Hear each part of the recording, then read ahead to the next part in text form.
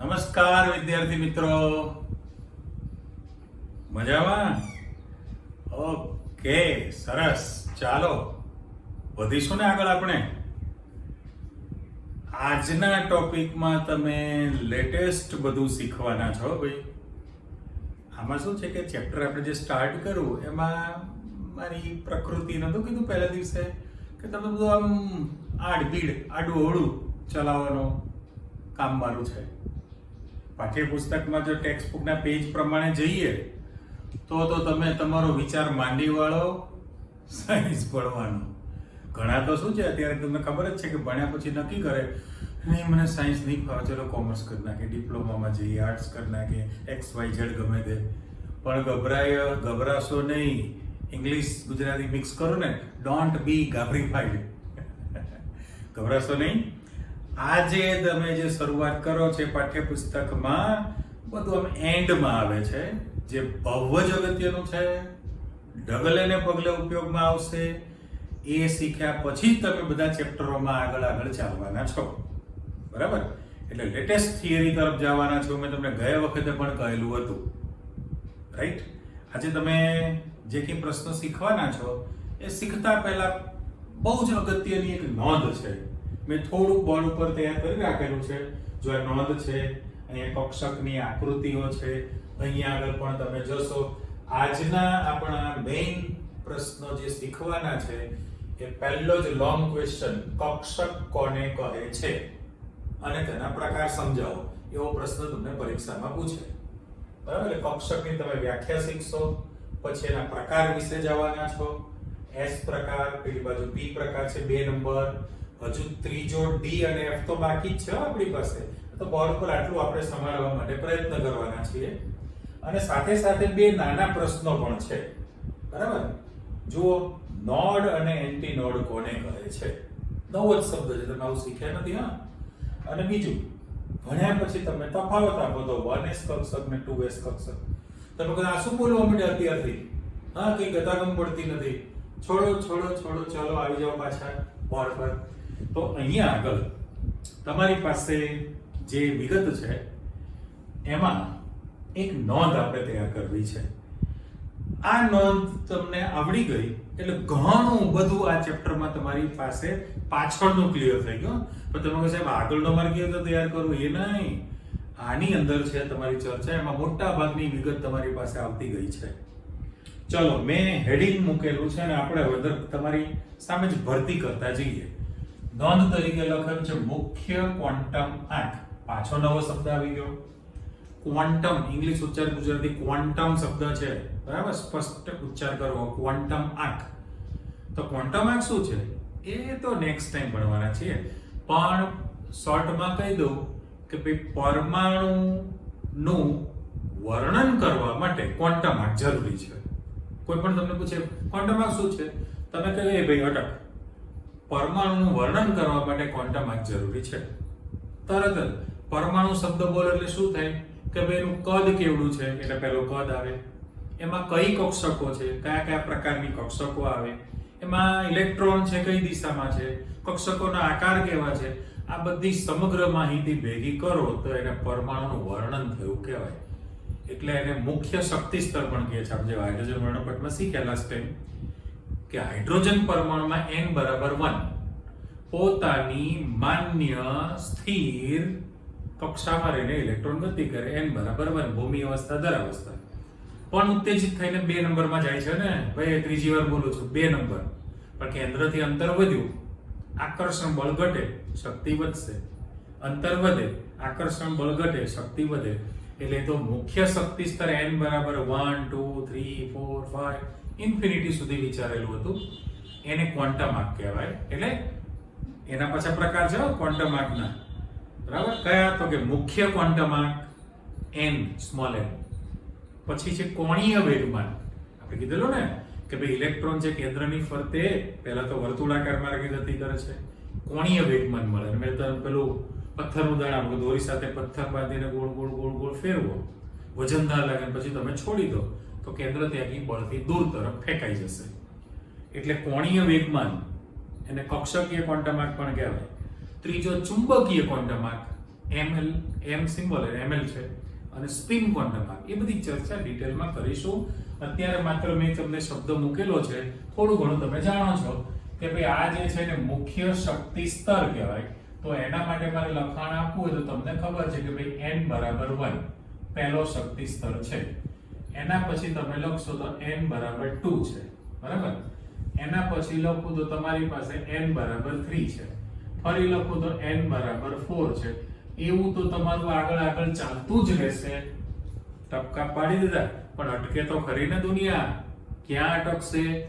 તો કે તમારું જે આવર્ત કોષ્ટક છે એમાં 7 આડી હરોળ છે, રાઈટ? અને ઊભા સમૂહ તમે જે તૈયાર કરેલા હતા 18 સમૂહ તમે કરેલા હતા ટોટલ. તો જે 7 આડી હરોળ છે એને જ મુખ્ય શક્તિ સ્તર કહેવાય. એટલે તમારી જે ગાડી અટકવાની છે n બરાબર 7 અટકી જવાની છે અત્યારે હાલના પૂરતી.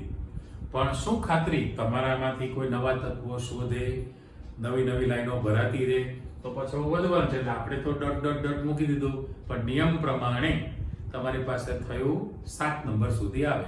પાછું તમે જાણો છો કે n બરાબર 1 જે છે એને k કક્ષા કહેવાય. પહેલી જે કક્ષા હતી એના માટે સિમ્બોલ વાપરો છે કેપિટલ લેટરમાં k. n બરાબર 2 છે તો l સિમ્બોલ છે. આ m n k l m n o p એમ ગાડી ચાલતી રહેશે.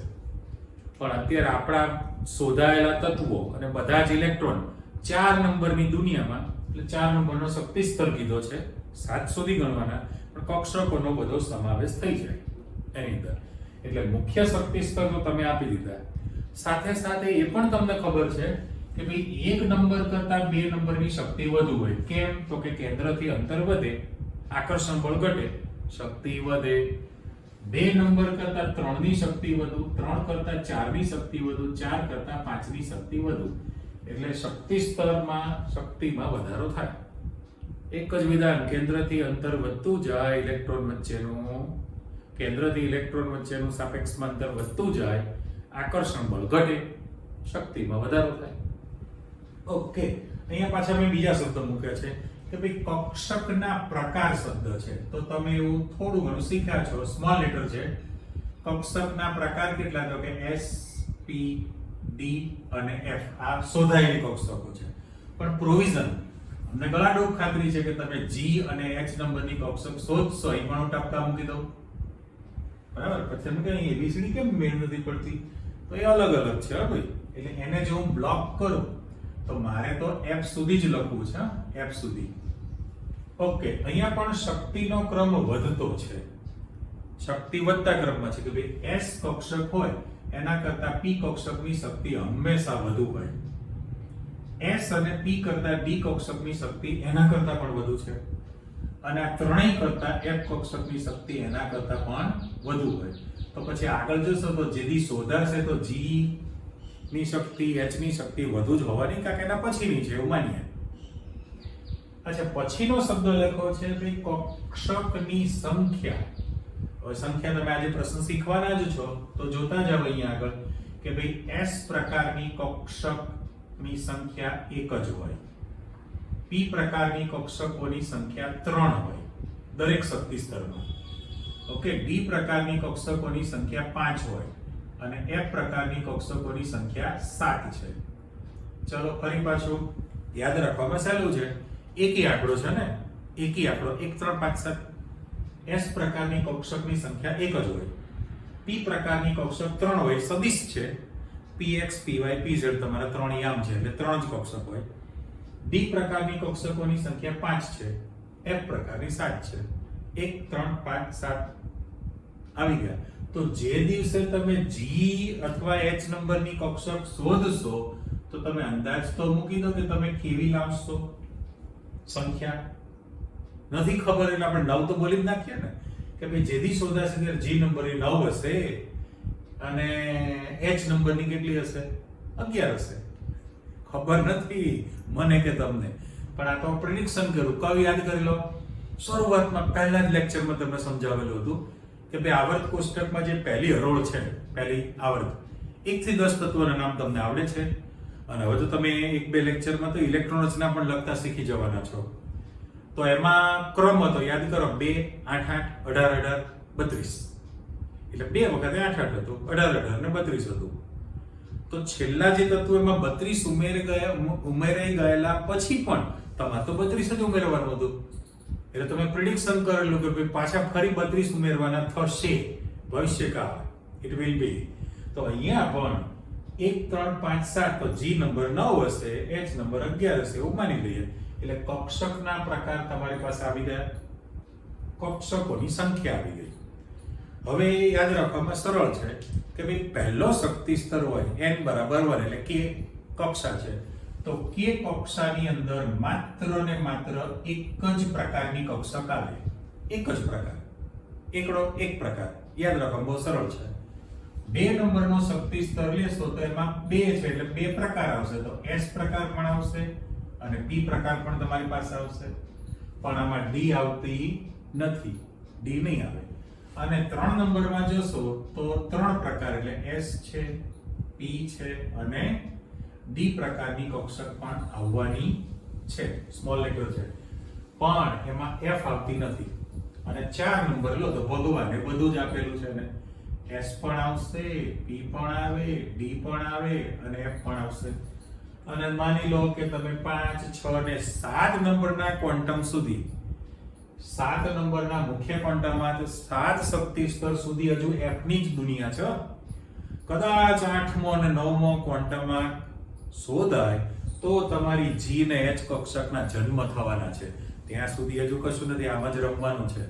એટલે પહેલું તો જે કહ્યું યાદ રાખવા બહુ જ સરળ છે કે ભાઈ પહેલા સ્તરમાં એક જ પ્રકાર હોય, પછી તમારે એક એક કક્ષક વધતી જવાની છે.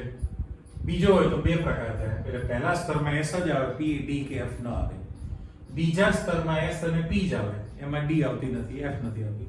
ત્રીજામાં S P ને D આવે પણ F નથી આવતું. અને ચોથામાં બધું જ આવે છે. હવે અહીંયા પાછું આપણે લખાણ આપેલું છે કે ભાઈ કક્ષકોની સંખ્યા શોધવા માટેનું સૂત્ર છે n².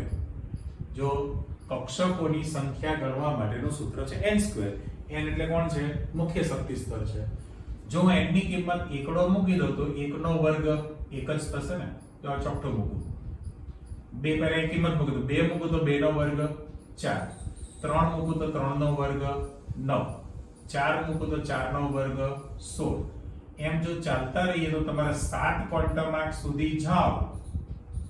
જો 7 ક્વોન્ટમ માર્ક સુધી જાઓ તો 7 નો વર્ગ ત્યાં સુધી જ જાય, બરાબર. 5 નો વર્ગ 25, 6 નો વર્ગ મને નથી આવડતું તો ત્યાં જાઓ પાછા તમારા ચિત્રમાં કે ભાઈ જો તમે n બરાબર 1 લો તો 1 નો વર્ગ 1 છે. એટલે પહેલા સ્તરમાં માત્ર S પ્રકારની એક જ કક્ષક આવે.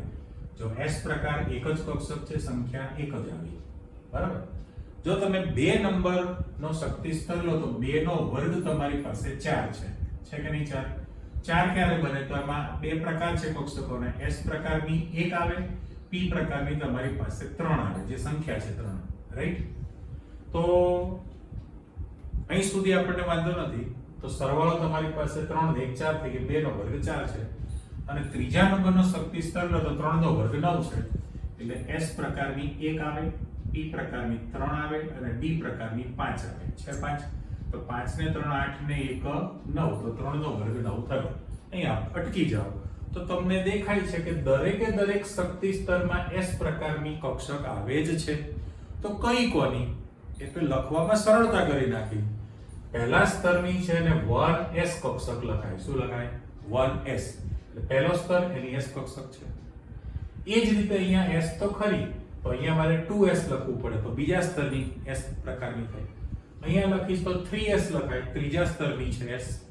અહીંયા લખીશ તો ચોથા સ્તરની છે એટલે 4S છે. એટલે પહેલું તો તમને ક્લિયર થઈ ગયું કે ભાઈ કયા શક્તિ સ્તરની કક્ષક છે.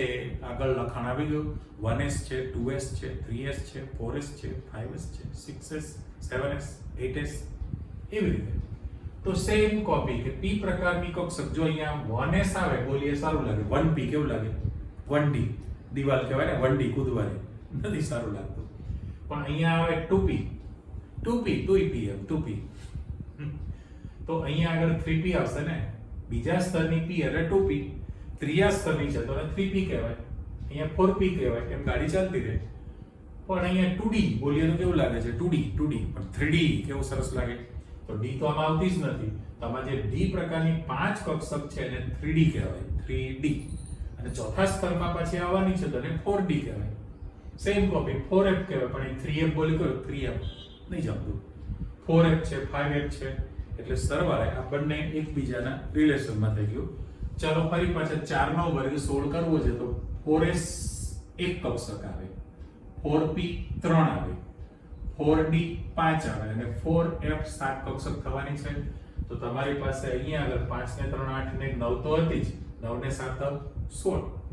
એટલે આમ કન્ટિન્યુઅસ ચાલતું રહે. આ નોંધ તમારા મગજમાં આવી ગઈ એટલે ઘણું બધું ક્લિયર થયું. ફરી જુઓ કે ભાઈ મુખ્ય ક્વોન્ટમમાં મુખ્ય શક્તિ સ્તર તમે લખ્યા, નવી સંજ્ઞા KLMN કહેવાય, એમનો શક્તિનો ક્રમ વધતો છે, કક્ષકના પ્રકાર એમની શક્તિ વધતી છે, કક્ષકોની સંખ્યા કેટલી હોય આવી ગઈ, કક્ષકોની સંખ્યા શોધવા માટેનું સૂત્ર n² છે, અને કયા શક્તિ સ્તરમાં કયા પ્રકારની કક્ષકો અને કેટલી સંખ્યામાં છે એ પણ જાણકારી આવી ગઈ.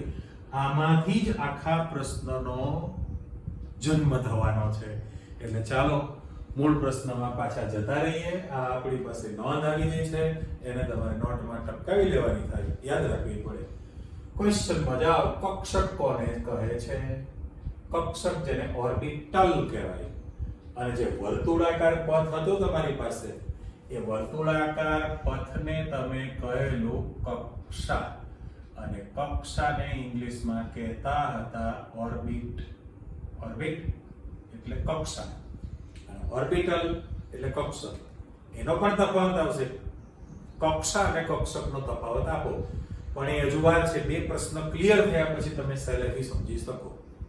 ચલો, પહેલામાં પહેલું કે બોરનું જે મોડેલ હતું એની તમે હાઇડ્રોજન વર્ણપટ પ્રમાણે તો પાઠ્યપુસ્તકની ખામી શીખી લીધી, પણ અત્યારે તમે ફિઝિક્સ પ્રમાણે જો તમે ખામી વિચારશો તો તમારી પાસે નવી 4 ખામી આવે છે. આ તમને જાણકારી માટે હું આપું છું.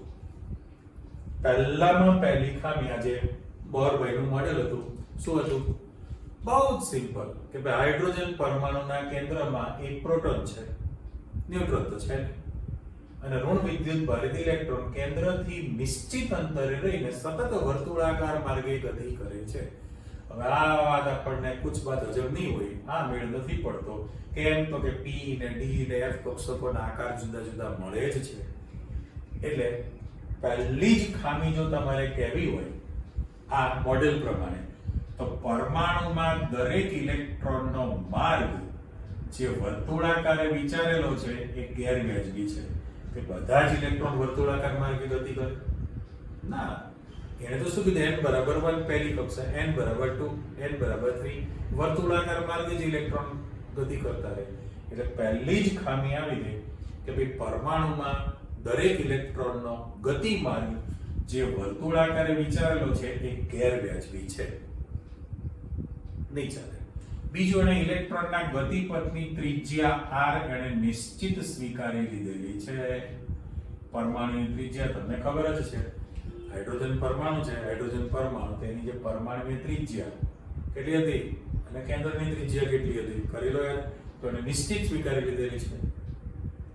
અને જો તમે નિશ્ચિત ત્રિજ્યા સ્વીકારશો તો પાછો લોચો શું પડે કે ભાઈ ઇલેક્ટ્રોનનો જે વેગ છે, ઇલેક્ટ્રોન જે નિશ્ચિત વેગથી ગતિ કરે છે એ બાબત પણ સ્વીકારી લીધેલી છે. બરાબર, એક્ઝામ્પલમાં આવશે તમારે હાઇડ્રોજન પરમાણુમાં ઇલેક્ટ્રોનનો જે વેગ છે એ નિશ્ચિત વેગ, અચળ વેગથી ગતિ કરે છે એ બાબત સ્વીકારી લીધી. અને એ આપણને ક્યાં સુધી હેરાન કરે? તો તમને ખબર છે કે વેગમાન p બરાબર દળ ગુણ્યા વેગ છે. વેગમાન p બરાબર દળ ગુણ્યા વેગ. ચલો આપણે m * v * r કરીએ. એટલે કોણીય વેગમાન તરીકે લખવું છે તો m * v * r. પણ દાખલા તરીકે અહીંયા સીધો જ r લખી નાખું, સોરી અહીંયા આગળ, તો એને ત્રિજ્યાવર્તી વેગ તૈયાર થયો કહેવાય ને. તો વેગમાન પણ તમારી પાસે નિશ્ચિત બની જાય કે નહીં? વેગમાન નિશ્ચિત બની ગયું. પછીની જે પરિસ્થિતિ હતી એ તમને ખબર જ છે. એટલે હું ચિત્ર ડિસ્ટર્બ કરું એના પહેલા ચેક કરી લો કે ભાઈ બોરની પેલી તો ખામી આપણે સ્વીકારી લીધી, પણ એક નવીન પ્રકારની જે કહીએ ફંડામેન્ટલ કે ભાઈ દરેક ઇલેક્ટ્રોનનો ગતિમાર્ગ વર્તુળાકારે વિચારેલો છે એ ગેરવ્યાજબી કહેવાય. બીજું કે ઇલેક્ટ્રોનના ગતિપથની ત્રિજ્યા r એમણે નિશ્ચિત સ્વીકારેલી છે, નિશ્ચિત સ્વીકારી કહેવાય. એનો વેગ એને અચળ દીધેલો છે, અને જો તમે વેગ અચળ લો તો દળ તો એનું ફિક્સ હતું ને.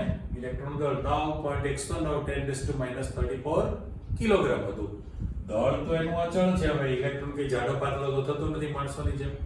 માણસોમાં થાય છે, દાખલા તરીકે પેલું શ્રાવણ મહિનો કરે એટલે બોડી ઘટે, કારણ કે એક ટાઈમ ખાય ફૂડ ઓછું જાય, એન્જિનમાં પેટ્રોલ ઓછું જવાનું, બરાબર. એટલે કે મારે તો છે ને 4 કિલો વજન ઘટી ગયું શ્રાવણ મહિનો કરવામાં. અને જો શ્રાવણ મહિનો પતી જાય, 9 મહિનો સ્ટાર્ટ થાય, પછી મળે કે 8 કિલો વજન વધી ગયું. કેમ? એટલે આમાં ઇલેક્ટ્રોન જાડો પાતળો માણસોની જેમ થતો નથી, એનો દળ ફિક્સ જ છે. પણ હવે તમે એનો વેગ જો અચળ લેતા હો તો એનું વેગમાન તમારી પાસે નિશ્ચિત બની ગયું. અને જો વેગમાન નિશ્ચિત બને તો પરિસ્થિતિ તમને ખબર છે કે એક તો કુલંબીય વીજભાર પ્રમાણે વિરુદ્ધ વીજભાર ધરાવશે, આકર્ષણ બળ લાગે.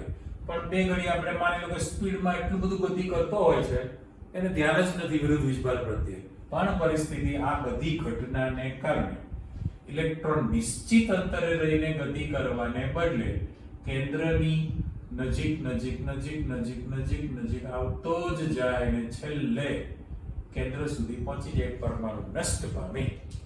એટલે આ જે ખામી બોરના મોડેલની જે આપણે સ્વીકારી લીધેલી છે, એ તમારી પાસે જો ઇલેક્ટ્રોનનો ગતિમાર્ગ સ્પાઇરલ વર્તુળાકાર છોડીને સર્પિલાકાર કહેવાય અને કેન્દ્ર સુધી પહોંચી ગયો.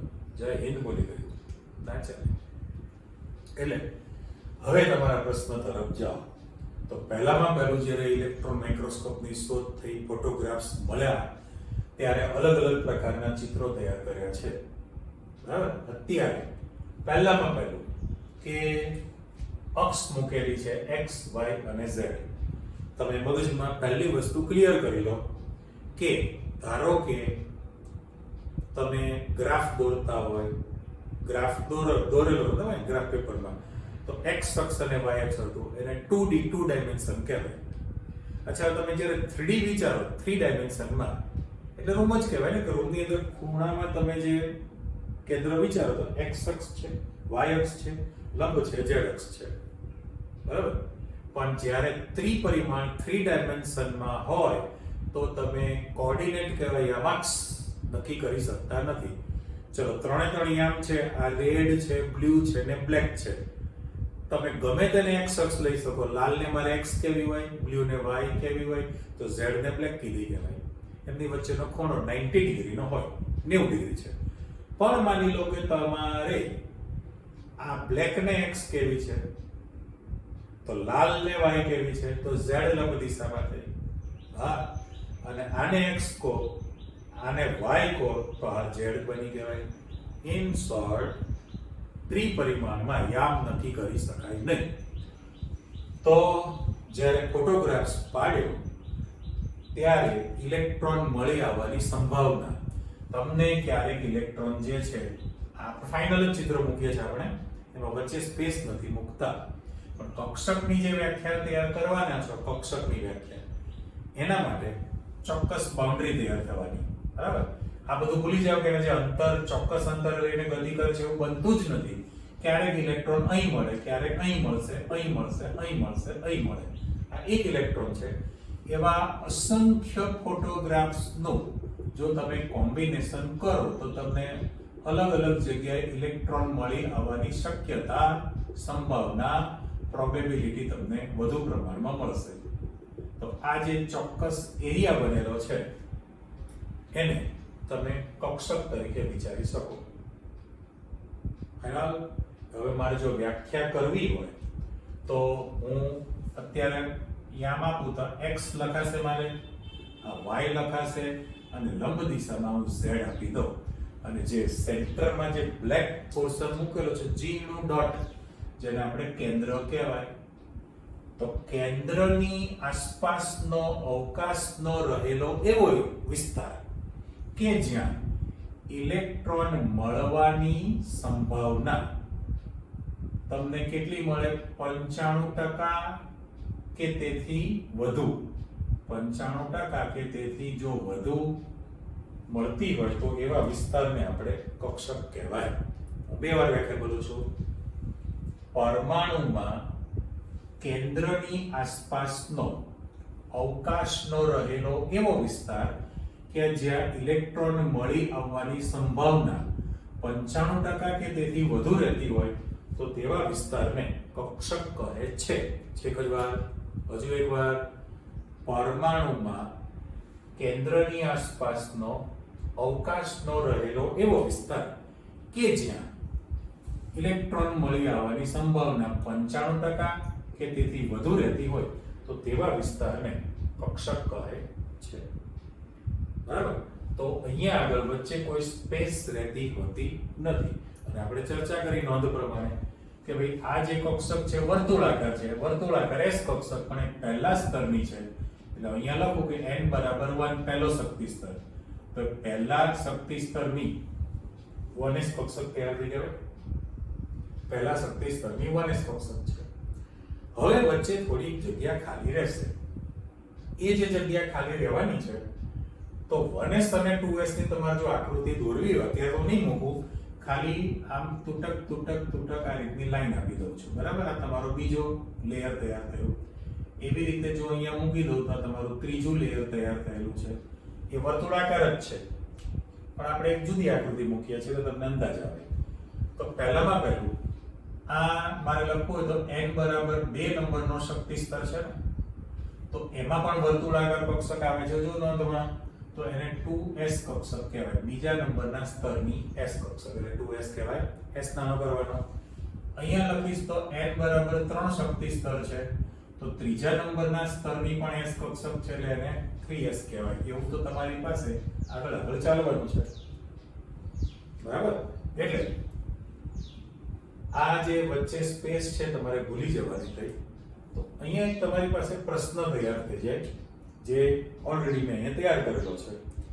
પણ અંદર નોડ અને એન્ટી નોડ કોને કહે છે આ એક ક્વેશ્ચન છે.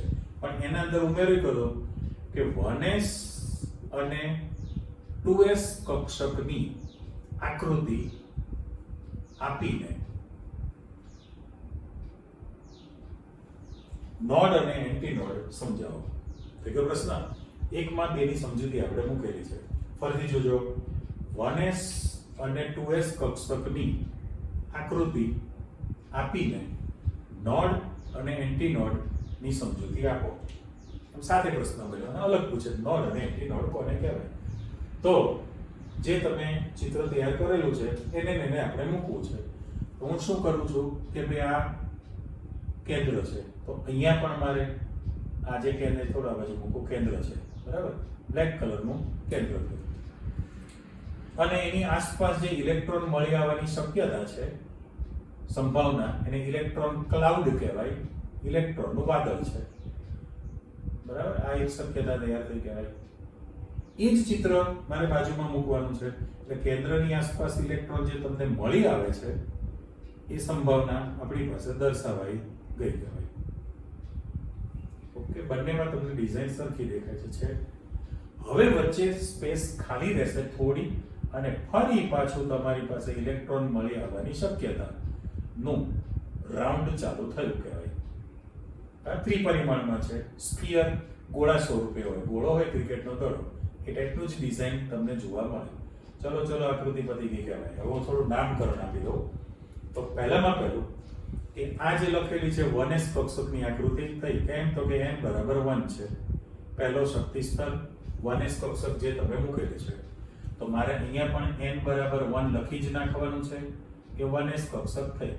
પણ અહીંયા લખીશ ત્યારે n બરાબર 2 થશે અને 2s કક્ષક આખો રાઉન્ડ. હવે તમે જુઓ તો વચ્ચેનો જે સ્પેસ છે અહીંયા વચ્ચે ખાલી જગ્યા રહી ગયેલી છે કે જ્યાં તમને ઇલેક્ટ્રોન મળતો નથી મળતો ને. એટલે આ જે ખાલી જગ્યા છે એ ખાલી જગ્યા થઈ. તો સેમ કોપી જો હું ત્રીજો રાઉન્ડ આગળ વધારીશ એ અમારા પર ડિસ્ટર્બ નથી કરતા, માત્ર ને માત્ર મારે આમ મૂકવાનું હતું કે વચ્ચે ખાલી જગ્યા છે. એટલે પ્રશ્નમાં એવું થયું 1s અને 2s કક્ષકની આકૃતિ દોરો અને બંને કક્ષક કઈ રીતે અલગ પડે છે. તો પહેલામાં પહેલું કે 1s કક્ષકની આકૃતિ થઈ આ 2s પણ 1s તો તમે મૂકેલી છે ને, મેં હમણાં ચર્ચા કરી એ પ્રમાણે કે ભાઈ ટેબલ ટેનિસની નાની જે દડી છે સ્ફિયર ગોળો અને એનું સેન્ટર પોઈન્ટ, સેન્ટર છે કેન્દ્ર છે અને ફરતી સ્ફિયર ગોળો એ તમારું ટેનિસની દડી છે. એ ટેનિસની દડી વચ્ચે છે ને એના પર ક્રિકેટનો દડો પોલો, એ ક્રિકેટના દડાની વચ્ચે ટેનિસની દડી છે એવી તમે કલ્પના કરી લો તો ટેનિસની દડી 1s કક્ષક થઈ વર્તુળાકાર, ક્રિકેટનો દડો છે 2s કક્ષક થઈ અને એનાથી મોટો દડો છે એની અંદર મૂકી દો તો 3s 4s આગળ વધી શકાય. તો જ્યાં તમને ઇલેક્ટ્રોન મળી આવે છે એને એન્ટી નોડ કહેવાય. ઊંધું છે ભાઈ અહીંયા. નોડ એટલે ઇલેક્ટ્રોન તમને એનો મળે. ઇલેક્ટ્રોન તમને નથી મળતો, જો તમને ઇલેક્ટ્રોન નથી મળતો તો તમારે નોડ શબ્દ વાપરવાનો છે અને ઇલેક્ટ્રોન મળી આવે તો એને એન્ટી નોડ. આ એન્ટી નોડ થયું અને ઇલેક્ટ્રોન નથી મળતો ચોકડી પાડી તો એને નોડ કહેવાય. આમ જનરલી આપણે એન્ટી શબ્દ વિરુદ્ધ માટે વાપરીએ છીએ ને. શેના માટે? કે ભાઈ anti terrorist, anti clockwise, anti terrorist, anti clockwise, antibiotic. Anti એટલે વિરુદ્ધમાં થયું. પણ આમાં તમારી પાસે ઉલટું છે તો વ્યાખ્યા કેવી તૈયાર થઈ? નોડ અને એન્ટી નોડની વ્યાખ્યા જુઓ. પરમાણુમાં કેન્દ્રની આસપાસનો અવકાશનો રહેલો એવો વિસ્તાર કે જ્યાં ઇલેક્ટ્રોન મળી આવવાની સંભાવના વધુમાં વધુ રહેતી હોય તો એ વિસ્તારને એન્ટી નોડ કહેવાય. રાઈટ? ઇલેક્ટ્રોન મળી આવવાની સંભાવના મહત્તમ વધુમાં વધુ 95% થી વધુ તો એન્ટી નોડ કહેવાય. અને જ્યાં તમને ફરી પાછું કે ભાઈ પરમાણુમાં કેન્દ્રની આસપાસનો અવકાશનો એવો વિસ્તાર કે જે ઇલેક્ટ્રોન મળવાની સંભાવના ખૂબ જ નહીવત એટલે લગભગ શૂન્ય કહેવાય. લગભગ શૂન્ય, તો એ વિસ્તારને તમારે કહેવું પડે નોડ. તો 1s અને 2s કક્ષક એકબીજાથી નોડ દ્વારા અલગ પાડી શકાય છે. પણ s કક્ષક માટે જો તમારે નોડની સંખ્યા જોઈતી હોય, બરાબર, એટલે ભાઈ લખું છું આ તફાવત સ્વરૂપે છે, અહીંયા આપણે સૂત્ર મૂકી દઈએ કે ભાઈ s કક્ષકમાં નોડની સંખ્યાની ગણતરી કરવી હોય તો તમારી ફોર્મ્યુલા છે n-1 છે. n-1 n એટલે મુખ્ય શક્તિ સ્તર છે 1 2 3 4 5. ચલો સૂત્ર બ્લોક કરો. હવે તમે ગણતરી મૂકો તો હું એક નંબરનો શક્તિ સ્તર લઈશ અહીંયા આગળ n બરાબર 1 લખું તો 1 - 1 તો 0 થાય ને. તો 1s કક્ષકમાં નોડ આવતું નથી. જો તમારી આકૃતિ કેન્દ્ર પછી દરેક જગ્યાએ ઇલેક્ટ્રોન મળી જ આવે છે, તે વચ્ચે કોઈ સ્પેસ ખાલી રહી નહીં એટલે નોડ નથી આવતું. ત્યારે n ની કિંમત હું 2 મૂકું તો 2 - 1 એટલે 1 આવે ને. તો 1s અને 2s કક્ષકની વચ્ચે તમને એક નોડ દેખાય છે, આ નોડ કહેવાય. તો હું 3 નંબરનો શક્તિ સ્તર લઉં તો 3 - 1 એટલે 2 આવવાના. તો તમને અંદાજ આવી ગયો કે ભાઈ 1s અને 2s વચ્ચે એક નોડ આવે. તો 2s અને 3s વચ્ચે પણ પાછું એક નોડ આવશે ને. જાઓ તમારી આકૃતિમાં આગળ ફરી પાછું જુઓ કે જે તમે ઓરિજિનલ આકૃતિ મૂકી છે s કક્ષકમાં, એમાં 1s કક્ષકમાં નોડ આવતું નથી, પણ 1s અને 2s કક્ષકની વચ્ચે એક નોડ આવ્યું. 2s અને 3s ની વચ્ચે પાછું એક નોડ આવશે તમારી પાસે, એટલે આને બીજું નોડ કહેવાય ને. બીજું નોડ બની ગયું. ક્લિયર? તો તમારે અહીંયા જે છેલ્લા પ્રશ્નમાં શીખવાનું છે કે ભાઈ તફાવત આપો 1s કક્ષક અને 2s કક્ષક. તો તમે અહીંયા લખી જ શકશો કે ભાઈ 1s કક્ષકમાં નોડ આવેલું હતું નથી, ત્યારે 2s કક્ષકમાં એક નોડ આવેલું હોય છે. તફાવત એક મુદ્દો આવ્યો ને. બહુ સિમ્પલ છે તો કે ભાઈ 1s કક્ષકમાં નોડ આવતું નથી, ત્યારે 2s કક્ષકમાં એક નોડ આવે છે. નોડ એટલે ઇલેક્ટ્રોન મળે નહીં, એન્ટી નોડ એટલે ઇલેક્ટ્રોન મળવાની સંભાવના વધુ છે. ફાઇનલ? તો પછી તમે ધારો કે આ તફાવત પૂરો કરવો હોય તો પણ કહી શકો. ચલો પહેલા તફાવત પૂરો કરી નાખો. 1s અને 2s માં તમને શું તફાવત દેખાશે આ ચિત્ર પરથી? તો 1s નું તમારું સ્થાન ક્યાં છે એટલે પૂછે 1s અને 2s ક્યાં છે, કેવડી છે, કેવી છે. હું બોલ્યો હોય તમારે 3 વાક્ય મળી ગયું. ક્યાં છે એટલે ક્યારે છે ક્વેશ્ચન માર્ક, કેવડી છે અને કેવી છે. તો પહેલામાં પહેલું કે 1s કક્ષક છે n બરાબર 1 શક્તિ સ્તરમાં 1s કક્ષક આવેલી છે. હા જુઓ n બરાબર 1 માં 1s કક્ષક છે. તો તો પછી n બરાબર 2 શક્તિ સ્તરમાં 2s કક્ષક છે. 2 નંબરના શક્તિ સ્તરમાં 2s કક્ષક આવેલી છે. એટલે ક્યાં એનું સ્થાન છે ખબર પડી ગઈ. બીજું કે 1s કક્ષક છે, 1s કક્ષક એનું કદ ઓછું અથવા નાનું લખી શકાય ને, ઓછું અથવા તો નાનું કદ છે અને એની સાપેક્ષમાં 2s કક્ષકનો જે રાઉન્ડ છે જુઓ ને તમારી પાસે n બરાબર 1 1s અને n બરાબર 2 2s, તો 2s કક્ષકનું કદ કેવું છે, વધુ છે અથવા મોટું, એમ સુદ્ધા પણ તમે લખી શકો.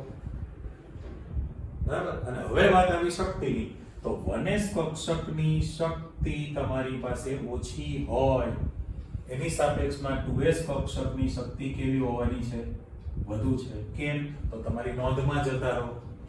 નોંધમાં બંને વસ્તુ લાગુ પડે. જો તમે કક્ષકમાં જાઓ તો s કરતા p ની શક્તિ વધુ. ઓકે. પણ અહીંયા તમે જોશો તો 1 નંબરના સ્તરમાં s કક્ષક છે, 2 નંબરના સ્તરમાં પણ s કક્ષક છે. કક્ષક તો બેયમાં સમાન છે, પણ તમે જોઈ લીધું કે 1 નંબર કરતા 2 નંબરની શક્તિ કેવી હોય, વધુ છે. એટલે તમારે તો કાં તો ગ્રીન નિશાની બદલાય, શક્તિ સ્તર બદલાય તો શક્તિ વધે, કાં તો કક્ષકનો પ્રકાર બદલાય તો પણ શક્તિ વધશે. એટલે 1s કરતા 2s ની શક્તિ હંમેશા વધુ જ હોય. તો અહીંયા તમે જોઈ લીધું. ફરી આપણે રિપીટ કરીએ તો ભાઈ 1s અને 2s કક્ષકનો તફાવત આપો. n બરાબર 1 શક્તિ સ્તરમાં 1s કક્ષક આવેલી હોય છે. ત્યારે n બરાબર 2 શક્તિ સ્તરમાં 2s કક્ષક આવેલી હોય છે. પહેલો તફાવત. 1s કક્ષકનું કદ ઓછું અથવા તો નાનું છે, ત્યારે એની સાપેક્ષમાં 2s કક્ષકનું કદ કેવું છે, મોટું અથવા વધુ છે. 1s કક્ષકની શક્તિ ઓછી છે, પહેલા સ્તરમાં છે, ત્યારે 2s કક્ષકની શક્તિ વધુ છે, બીજા સ્તરમાં આવેલી છે. 1s કક્ષકમાં નોડ આવેલું હોતું નથી, જ્યારે 2s કક્ષકમાં એક નોડ આવેલું હોય છે. આ તફાવત તમારી પાસે આવી ગયો. તો ફરી પાછા આપણા પ્રશ્નમાં જતા રહે. એટલી બધી ચર્ચા કર્યા પછી મારે તો એવું કહેવાનું થતું જ નથી, કારણ કે જે તમે વાક્ય રચના કરશો, દાખલા કે 1 2 3 4 5 જેટલા મુદ્દા લખો છો, હા, તો પહેલામાં પહેલું કે ભાઈ s પ્રકારની કક્ષકો વર્તુળાકારે હોય છે. એનો આકાર કેવો છે, વર્તુળાકાર છે. અને વર્તુળાકાર કાચીના બળદની જેમ ગોળ ગોળ ફરે છે, આપણે સ્વીકારેલું. તો s પ્રકારની કક્ષક છે કેવી, અદિશ છે, એને કોઈ દિશા જેવું હોતું નથી. જ્યારે બાકીની જે છે p d f સદિશ કક્ષક છે. તો પેલી જે નોંધ છે એમાં પાછા આવતા રહો. જો મારે અહીંયા લખાણ કરવું હોય તો મારે લખી શકે કે s પ્રકારની કક્ષક અદિશ છે, ત્યારે p d અને f જે કક્ષકો છે એ સદિશ છે, એ લોકોની દિશા ફિક્સ છે. જ્યારે તમે આકૃતિ શીખશો ત્યારે. એટલે તમારી જે વાક્ય રચના છે એમાં આ મુદ્દો કોમન દરેકમાં આવવાનો. બીજું કે એની શરૂઆત ક્યાંથી થઈ, તો કે ઘેર ઘેર ઠેર ઠેર બધાના ઘરે એક એક કક્ષક તો આવેલી જ છે. એટલે મારે એવું લખી શકાય કે ભાઈ n બરાબર 1 થી શરૂ કરીને દરેક શક્તિ સ્તરમાં s પ્રકારની એક કક્ષક આવેલી હોય છે. પહેલા સ્તરમાં પણ છે, બીજામાં, ત્રીજામાં, ચોથામાં, એમ ચાલતી રહે, એમાં વાંધો નથી. હવે વાત આવે કે આમાં તો બીજું કોઈ કક્ષક છે જ નહીં, પણ s કક્ષક જે છે એની આકૃતિમાં આપણે એવું કહીએ, દાખલા તરીકે તમારી પાસે ક્રિકેટનો પેલો રબરનો દડો આવે, સાદો તો હોય જ. હવે તમે એક્ઝોબ્લેડથી કાપીને બે વાટકા છૂટા પાડી દો, આપણે શ્રીફળ વધારીએ તો ઘણી વખત તમે તોડો તો ભાગ પડે, એવું માન્યતા હોય છે. ધાર્મિક લોકો બોલે તો ઘણી બધી વ્યક્તિ એમ કહે છે શ્રીફળ થોડું ઊભું તૂટે, ઉપરથી ફાટે તો સારું કહેવાય, શુભ કહેવાય, વચ્ચેથી ફાટે તો અશુભ થઈ ના. એટલે આમાં તમે કાપી બે ટુકડા છૂટા પાડી દો. હવે જે ટુકડો મારે છૂટો પાડવો છે એનું ચિત્ર જોજો કે ગોળો હતો, આ એનું કેન્દ્ર છે. ક્રિકેટનો જે દડો હતો એમાં સેન્ટર પોઈન્ટ એટલે કેન્દ્ર છે. કેન્દ્રથી આ જે ગોળા પર તમે ગમે તે બિંદુ વિચારશો તો પહેલા તો કેન્દ્રથી એની ત્રિજ્યા કેવી થઈ, એક જ સરખી. તો પછી કેન્દ્રનું એ જે દરેક સ્થાન ઉપર જો ઇલેક્ટ્રોન વિચારી લો તો આકર્ષણ બળ કેવું લાગે, સરખું લાગે.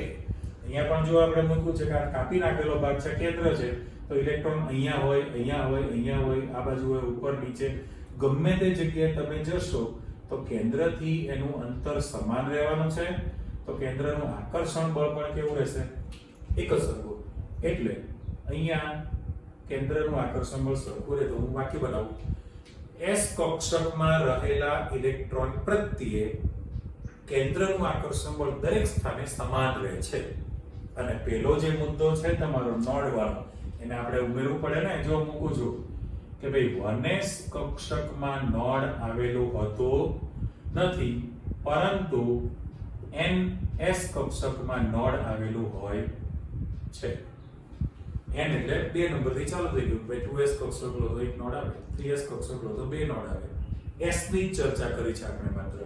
તો અહીંયા આગળ વાક્ય રચનામાં ફરી પાછા આવી જાવ કે ભાઈ ચલો ને વ્યાખ્યા પણ બોલી નાખીએ. હવે તો ફાઇનલ થયું ને.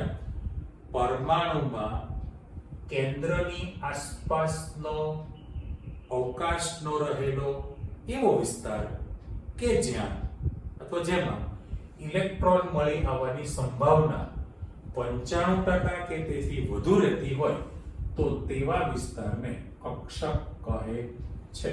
ઓર્બિટલ. વર્ગીકરણ અથવા પ્રકાર તો કક્ષકના 4 પ્રકાર પડે. એમાં તમે પહેલી આજ ડિટેલમાં શીખ્યા S કક્ષક. અહીંથી ચેક કરતા જાઓ કે ભાઈ S પ્રકારની કક્ષક વર્તુળાકાર હોય છે.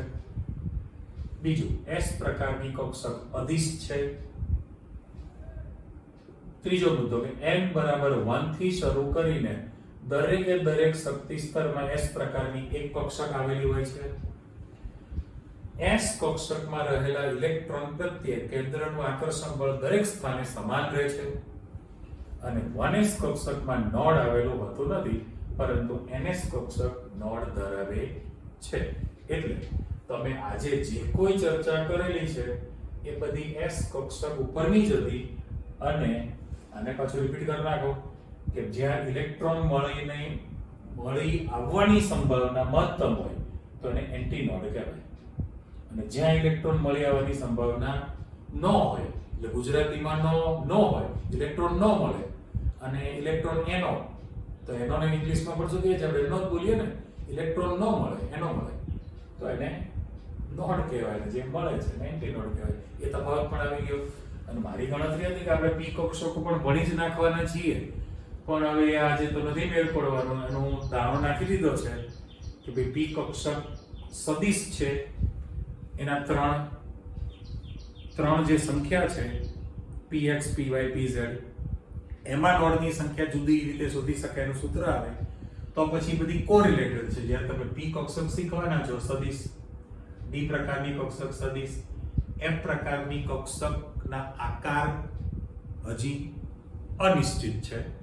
એટલે આપણી પાસે ભલે લેટેસ્ટમાં તમને ચિત્ર દોરીને આપે છે જાણકારી માટે, પણ એનો આપણે ઉપયોગ ઇલેક્ટ્રોનની માહિતી માટે નથી લઈ શકતા. બરાબર? G ને H નો તો જન્મસ્થળ છે જ નહીં.